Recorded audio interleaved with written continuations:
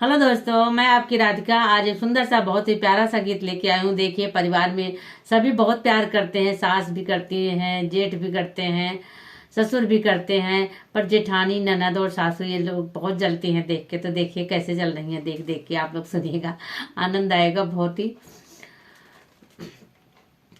चुनरिया में लागल गोटा की नारी, चुनरिया में लागल गोटा की नारी, गोटा की नारी, हाँ गोटा की नारी, चुनरिया में लागल गोटा की नारी, चुनरिया में लागल गोटा की नारी।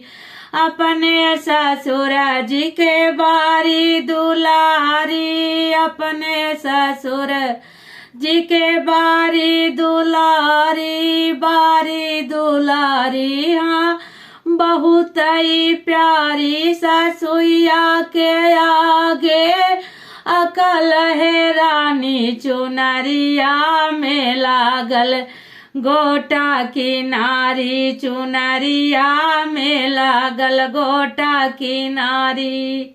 ससुइया के आगे अकल है रानी, चुनरिया में लागल गोटा की नारी, चुनरिया में लागल गोटा की नारी। अपने जेठ जी के बारी दुलारी, अपने जेठ जी के बारी दुलारी, बारी दुलारी, हाँ बहुत ही प्यारी।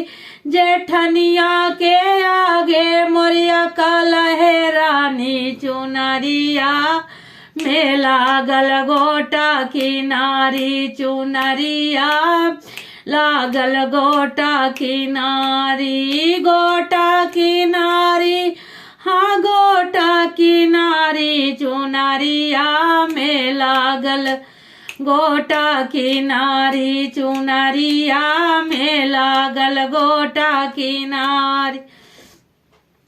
अपने ननदोई जी के बारी दुलारी, अपने ननदोई जी के बारी दुलारी, बारी दुलारी, हाँ बहुत ही प्यारी। ननदिया के आगे अकल है रानी, चुनरिया में लागल की नारी, चुनरिया में लागल गोटा की नारी, चुनरिया में लागल गोटा की नारी।